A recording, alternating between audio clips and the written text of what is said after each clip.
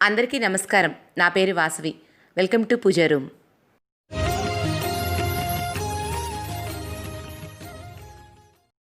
ఓం శ్రీమాత్రే నమః. అందరికీ నమస్కారం. ఈరోజు దేవి భాగవతంలోని 35వ అధ్యాయం గురించి తెలుసుకుందాం. సూత మహర్షి సౌనకాది మహర్షులతో, మహర్షులారా, దక్షయజ్ఞ ధ్వంసం తరువాత దక్షుని శిరస్సు తెగుట వలన అతనికి గర్వము నశించి జ్ఞానము ప్రకాశించినది. తన తప్పును క్షమించమని ఆ పరమేశ్వరుని, ఆ ఆదిపరాశక్తిని క్షమాపణ వేడుకొన్నాడు. ఆపై జగన్మాతను తమకు జ్ఞానోపదేశం చేయమని దక్షునితో సహా దేవతలందరూ ప్రార్థించారు.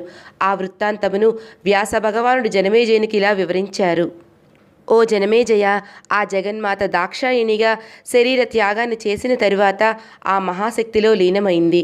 గర్వభంగం అయి జ్ఞానాన్ని పొందిన దక్షుడు ఆ ఆది పరాశక్తిని శరణువేడి తమకు జ్ఞానోపదేశం చేయమనగా ఆ ఆది పరాశక్తి హిమవంతుడికి పుత్రికగా అవతరిస్తానని చెప్పినప్పుడు ఆనందించిన దక్షుడు సమస్త వేదాంత ప్రతిపాదితమైన పరాశక్తి స్వరూపాన్ని తెలియచేయమని, భక్తి సహిత యోగాన్ని, వేద సమ్మతమైన జ్ఞానాన్ని అనుగ్రహించమని ఆ పరాశక్తిని ప్రార్థించాడు. పరాశక్తి హిమవంతుడితో పాటు దక్షునితో సహా దేవతలందరినీ వినమని ఆజ్ఞాపించి వేదములో నిక్షిప్తమై ఉన్న రహస్యాన్ని బోధిస్తోంది. హిమాలయ, మొట్టమొదటగా ఉన్నది నేను మాత్రమే. అప్పుడు నాది ఆత్మస్వరూపము. ఆ ఆత్మకే చిత్తు, సంవిత్తు, పరబ్రహ్మ అని కూడా పేర్లు. ఆ స్వరూపాన్ని ఉపాసించడం కానీ, దేనితోనైనా పోల్చి చెప్పడం కానీ కుదరదు. ఏ విధమైన రోగములు లేనిది. ఆ ఆత్మకి సహజంగానే ఒకానొక శక్తి ఉంది. దానికే మాయ అని పేరు. అది ఉన్నది కాదు, అలా అని లేనిది కాదు. పోనీ ఉండి లేనిది అంతకన్నా కాదు. అన్నింటికీ కాదు కాదు అని తీసేస్తుండగా ఉండే విశేషమైన విలక్షణమైన వస్తువు వంటిది. కానీ వస్తువు అని అనడానికి వీలు కానిది. ఆ విలక్షణత ఏమనగా, అగ్నికి వేడిమి, సూర్యుడికి వెలుగు, చంద్రుడికి వెన్నెల్లాగా నాకు కూడా సహజంగానే ఉంటుంది. ప్రకృతి సత్వాత్మకమని, అవిద్యాత్మకమని రెండు రకాలు. మొదటి దానిలో జ్ఞానస్వరూపుడైన సర్వజ్ఞుడైన ఈశ్వరుడు ప్రతిబింబిస్తాడు. రెండవ దానిలో సర్వ దుఃఖాలను ఆశ్రయించే జీవుడు ఉంటాడు. ఈ జీవేశ్వరులకు శరీరత్రయము, నామత్రయము ఉన్నాయి. కారణ శరీరాత్మకుడిని ప్రాజ్ఞుడని, సూక్ష్మ శరీరాత్మకుడిని తైజసుడని, స్థూల శరీరాత్మకుడిని విశ్వడని అంటారు. జీవుడు వ్యష్టి రూపుడు, ఈశ్వరుడు సమిష్టి రూపుడు. సర్వేశ్వరుడు జీవులకు అనుగ్రహించాలనే కోరికతో సమస్త భోగాలకు ఆశ్రయంగా ప్రపంచాన్ని సృష్టిస్తారు. అతడికి, ఆ శక్తికి ఆ ప్రేరణ నేనే ఇస్తాను. ఈ చరాచర జగత్తు అంతా నా మాయాశక్తి అధీనమై ఉంటుంది. నిజానికి మాయ కంటే నేను వేరుగా ఉండను. వ్యవహారంలో మాయని, తత్వదృష్టిలో కేవలము నా తత్వమే. ప్రపంచంలోని ఉచ్చ నీచాది సమస్త వస్తువులను ప్రకాశింపచేస్తున్న సూర్యుడికి ఏ దోషాలు ఏ విధంగా అంటవో అదేవిధంగా నాకు కూడా ఎప్పుడూ ఏ దోషాలు అంటుకోవు అంటూ పరాశక్తి దక్షుడికి తన వ్యాపకత్వాన్ని, కేవలత్వాన్ని వివరించి చెప్పింది. ఈ రహస్యాన్ని విన్నవారంతా నా స్వరూపాన్ని పొందుతారని కూడా తెలియచేసింది. దక్షుడు పరాశక్తి వివరంగా చెప్పిన రూపంలోనే దర్శనమిచ్చి తనను అనుగ్రహించమని ప్రార్థించాడు. వెంటనే తన విరాట్ రూపాన్ని దక్షుడికి చూపించింది ఆ జగన్మాత. పరాశక్తికి ఆకాశమే శిరస్సు, సూర్యచంద్రులే నేత్రాలు, దిక్కులే చెవులు, వేదములే వాక్కులు, వాయువే ప్రాణము, ప్రపంచమే హృదయము, భూమి నడుము, నభస్సు నాభి, జ్యోతిశ్చక్రమే వక్షస్థలము, కంఠమే మహర్లోకము, జనుర్లోకమే ముఖము, సత్య తపోలోకాలు నుదురు, ఇంద్రాది దిక్పాలకులు భుజాలు, అశ్విని దేవతలు ముక్కుపుటాలు, గంధమే ఘ్రాణము, అగ్నియే నోరు, రాత్రింపవళ్ళు కనురెప్పలు, కనుబొమ్మలు వ్యాపించడమే బ్రహ్మస్థానము, నీరే దవడలు, రసమే నాలుక, కోరలు యముడు, స్నేహకళలే దంతాలు, మాయయే నవ్వు, క్రీగంటి చూపులే సృష్టి, పై పెదవి సిగ్గు, క్రింది పెదవి లోభము, అధర్మ మార్గమే పృష్ఠభాగము, ప్రజాపతి మన్మథ బాణము, సముద్రములే ఉదరము, పర్వతాలే ఎముకలు, నదులే నాడులు, వృక్షాలే కేశాలు, కౌమార యవ్వన వార్ధక్యాది వయస్సులే నడకలు, మేఘాలే ముంగురులు, చంద్రుడే మనస్సు, శ్రీ మహావిష్ణువే జ్ఞానశక్తి, రుద్రుడే అంతఃకరణము, అశ్వజాతులు పిరుదులు, అతల వితలాది అధోలోకాలు నడుము యొక్క క్రింది భాగము. ఆమె ముఖం మంటలను ఎగజిమ్ముతున్నది, నాలుక చప్పరిస్తున్నది, పళ్ళు పటపటలాడిస్తున్న నోరు, అగ్నులను వెదజల్లుతున్న కన్నులు, అనేక ఆయుధాలను ధరించిన చేతులు, బ్రాహ్మణ క్షత్రియ ధర్మాలతో ఆకారం ధరించిన వీరత్వము, వేల శిరస్సులు, వేల కన్నులు, వేల పాదాలు ఉన్నాయి. కోటి సూర్యుల కాంతి, కోటి విద్యుత్ కాంతులతో సమానమైన తేజోమయ స్వరూపము. చూస్తున్న కళ్ళకే కాదు, హృదయానికి కూడా భయం కలిగించే భయంకరమైన పెద్ద రూపం అది. దేవతలంతా ఆ రూపాన్ని చూస్తూనే హాహాకారాలు చేస్తున్నారు. కొందరు చూడలేక కళ్ళు తిరిగి పడిపోయారు. ఇంతలో 4 వేదాలు 4 దిక్కుల్లో నుంచి మంత్రపఠనం చేసి అందరినీ స్పృహలోకి తీసుకువచ్చాయి. వెంటనే ఆమె విరాట్ రూపాన్ని చూసిన వారంతా శాంతించి మమ్మల్ని క్షమించి శాంత స్వరూపాన్ని చూపించమని నమస్కరిస్తూ ఆ మహాదేవిని ప్రార్థించారు. దయాసముద్రురాలైన పరాశక్తి వారిని కరుణించి పరమశాంతమూర్తి అయి హిమవంతాదులకు దర్శనమిచ్చింది. అందరూ ఆమెను స్తోత్రం చేస్తూ సాష్టాంగ నమస్కారాలు చేశారు. ఆపై ఆ జగన్మాత హిమవంతుడికి తత్వబోధ గురించి ఈ విధంగా తెలియచేసింది. ఓ హిమవంత, ఉపాధితో కలిసి పరమాత్మయే జీవాత్మకుడై ధర్మాధర్మములకు కారణములైన అనేక పనులకు తానే కర్తగా చేస్తూ అనేక జన్మలను పొందుతాడు. సుఖ దుఃఖాలను అనుభవించి పూర్వజన్మల సంస్కారాలను బట్టి మరికొన్ని కర్మలను ఆచరిస్తాడు. ఇలా యంత్రంలాగా విరామం లేకుండా పుట్టడము, పనిచేయడము, మరణించడం, చేసిన వాటిని మళ్ళీ చేయడానికి, అనుభవించడానికి మళ్ళీ పుట్టడం అన్నిటికీ మూలం అజ్ఞానమే. ఆ అజ్ఞానం వల్లనే కోరికలలో నుంచి పనులు, తద్వారా జన్మ పరంపరలు. అందువల్ల అజ్ఞానాన్ని తొలగించుకునే ప్రయత్నం చెయ్యాలి. అజ్ఞానాన్ని నశింపచేసుకోవడమే జన్మ సాఫల్యము. ఈ అవిద్య యొక్క గట్టిదనం వలన మంచి పనులు చేపడదామన్నా బుద్ధి పుట్టదు.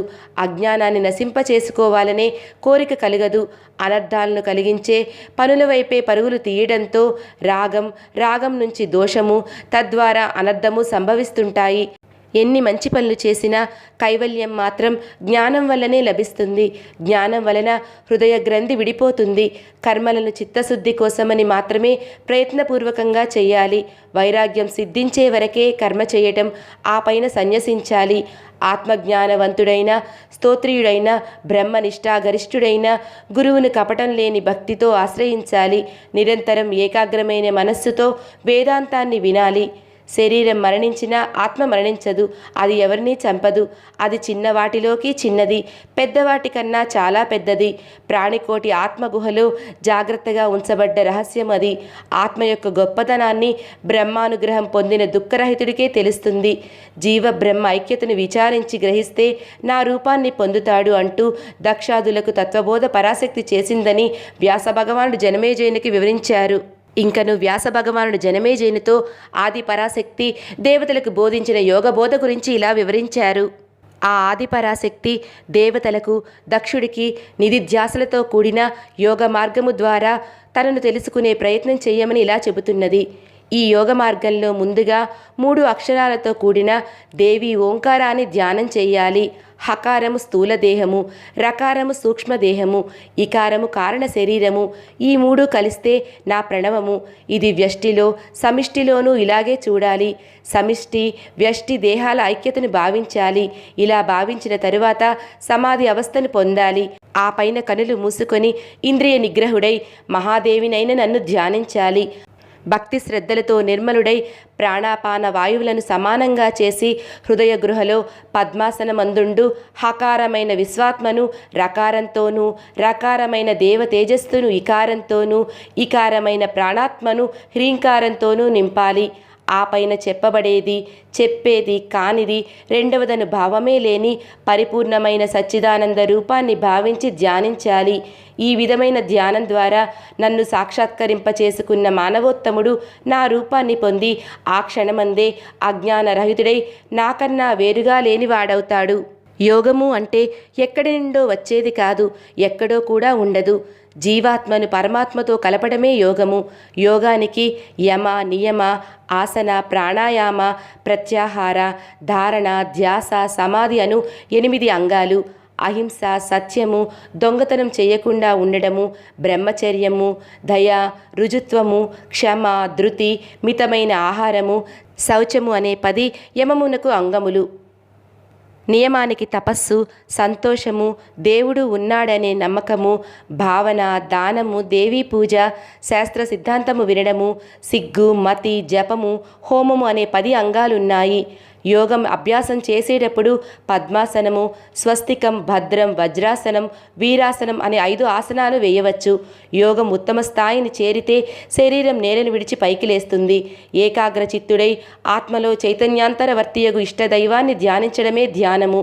జీవాత్మ పరమాత్మలకు సమత్వ భావన కలగడమనేది సమాధి అని యోగ మార్గాన్ని దేవి దక్షాదులకు చెప్పిందని వ్యాస మహర్షి జనమేజయునికి వివరించారు.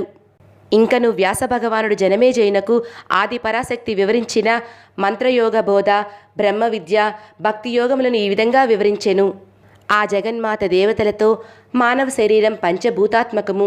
ఇందులో సూర్య, చంద్ర, అగ్ని తేజస్సులు, జీవ బ్రహ్మలు ఏకమై ఉంటాయి. దీన్ని విశ్వం అంటారు. విశ్వము, శరీరము ఒకటే. శరీరంలో 30,50,00,000 నాడులున్నాయి. అందులో ప్రధానమైనవి 10. ఆ 10ంటిలో 3 మరింత ముఖ్యమైనవి. వెన్నుముక చంద్ర సూర్యాగ్ని స్వరూపము. వెన్నుముకకు ఎడమవైపున చంద్ర శక్తి స్వరూపమైన అమృతపూర్ణమైన ఇడానాడి ఉంటుంది. కుడివైపున పురుషరూప సూర్యస్వరూపమైన పింగళనాడి ఉంటుంది. ఈ 2 నాడుల మధ్యలో సమస్త తేజోమయమైన సుషుమ్న నాడి ఉంటుంది. ఈ నాడి అగ్నిస్వరూపము. ఈ సుషుమ్న నాడి మధ్యలో కోటి సూర్యకాంతితో ప్రకాశిస్తూ ఇచ్ఛా జ్ఞాన క్రియాత్మకమైన స్వయంభులింగం విరాజిల్లుతుంటుంది. ఆ లింగం పైన ఎర్రగా ప్రకాశిస్తూ ఉండే కుండలిని శక్తి నా అంశ. దానికి బయట బంగారు రంగులో ప్రకాశించే 4 రేకుల పద్మం. ఆ రేకులపై వా, శ, ష, స అనే అక్షరాలు ఉంటాయి. దానిపైన బా నుండి లా వరకు 6 అక్షరాలు గల 6 రేకుల పద్మం ఉంటుంది. ఇదే మూలాధార చక్రము. దీనికే స్వాదిష్టానం అని కూడా పేరు. ఆ పైన నాభియందు మెరుపులతో కూడిన మేఘంలా ప్రకాశిస్తూ 10 దళాల పద్మంతో ఢా నుండి పా వరకు గల అక్షరములతో ప్రకాశించే మణిపూరక చక్రం ఉంటుంది. దీనికి విష్ణు అధిదేవత. దీనిపైన ఉదయించే సూర్యకాంతితో ప్రకాశించే 12 రేకుల గల పద్మంతో కా నుండి టా వరకు అక్షరాలుండే అనాహత చక్రం ఉంటుంది. దీని మధ్యలో కోటి సూర్యుల కాంతులతో బాణలింగం ప్రకాశిస్తూ ఉంటుంది. ఈ చక్రం శబ్ద బ్రహ్మమయము. ఇది పురుషాధిష్ఠితమైన ఆనంద సదనం. దీనిపైన 16 అచ్చులు గల 16 రేకుల విశుద్ధి చక్రం ఉంటుంది. హంస దర్శనాన్ని చేయిస్తూ జీవుడికి విశుద్ధిని కలిగిస్తుంది. ఇదే ఆకాశ చక్రము. దీనిపైన హాక్ష అనే అక్షరాలు గల 2 రేకుల పద్మం ఉంటుంది. ఇక్కడి నుండే ఆజ్ఞలు అన్నీ జారీ అవుతుంటాయి మనకు. అందువలన దాన్ని ఆజ్ఞాచక్రం అంటారు. దీనిపైన కైలాస చక్రము, ఆ పైన రోధిని చక్రము, వీటిపైన 1000 రేకులతో కూడిన పద్మం ఉంటుంది. అదే బిందుస్థానము. అదే నా నిలయమని దేవి వివరించింది. అక్షరాలే మంత్రాలు కనుక ఈ మంత్రయోగాన్ని యోగంతో జతచేసి అభ్యాసం చేస్తే చిత్తం విశుద్ధి అయి జ్ఞానం కలిగి బ్రహ్మసిద్ధిని పొందగలుగుతాడు. యోగం లేనిదే మంత్రము, మంత్రము లేనిదో యోగము సిద్ధించవు. ఆ తరువాత ఆదిపరాశక్తి యోగులు ధ్యానంలో దర్శించే బ్రహ్మ విద్యను కూడా ఈ విధంగా బోధించింది. బ్రహ్మ విద్య అంటే నాకన్నా వేరే ఏదీ లేదు అని సాధకుడు తెలుసుకోవడమే. అలా తెలుసుకున్నవాడు నా నుంచి దూరం కాడు. అతడికి ఎక్కడ చూసినా, ఏది చూసినా, ఏది చేసినా, ఏది జరిగినా అన్నింటిలో నన్నే చూడటం అలవాటు అవుతుంది. మనస్సుని ఈ భావనలో ఉంచి చిచ్చక్తిలో ఆ మనస్సును కూడా కలపడమే బ్రహ్మజ్ఞానము. రహస్యమైన విషయాన్ని గురువు ద్వారా అభ్యాసం చేయాలి. గురువు పట్ల కృతజ్ఞుడై ఉండాలి. దేవత ఆగ్రహించిన గురువు సాధకుడిని రక్షిస్తాడు. కానీ గురువు కోపిస్తే రక్షించేవాడే ఉండడు. కృతజ్ఞుడికి పాప పరిహారమే ఉండదు. మానవుడు మోక్షాన్ని పొందడానికి కర్మయోగం, భక్తియోగం, జ్ఞానయోగం అని 3 మార్గాలున్నాయి. వీటికన్నా శ్రేష్టమైనది పరభక్తి. మోక్షాన్ని కూడా కోరకుండా నా గుణగణాలను కీర్తించడం, శాస్త్రములను, మంత్రతంత్రాలను వినడం, ప్రతి పనిలోనూ, ఆలోచనలోనూ, అన్నింటిలోనూ, అందరిలోనూ నన్నే చూస్తూ ఆనందించడము, ధ్యానించడము, జపించడము, నా ఉత్సవాల్లో పాల్గొనటం, నా వ్రతములను చేయడం, ఇవన్నీ పరభక్తి స్వరూపాలు. మహాదేవి కన్నా వేరుగా ఈ సృష్టిలో ఏదీ లేదు, ఎక్కడా లేదు అని ఆలోచించి భావించగలిగే పరభక్తి సంపన్నుడు ఆ క్షణంలోనే నా రూపంలో విశేషంగా లయమైపోతారు. ఈ భక్తి యొక్క పరాకాష్ఠ స్థితియే జ్ఞానము. వైరాగ్యానికి కూడా ఆ స్థితే చివరి మెట్టు. అందుకే జ్ఞానంలో భక్తి వైరాగ్యాలు 2 కలిసి ఉంటాయని దేవి దక్షాదులకు భక్తి తత్వాన్ని బోధించింది అని వ్యాసుడు జనమేజయుడికి వివరించారు. ఇదే విషయాన్ని సూత మహర్షి సౌనకాది మహర్షులకు వివరించారు. దీనితో దేవీ భాగవతం 7వ స్కందం సమాప్తం.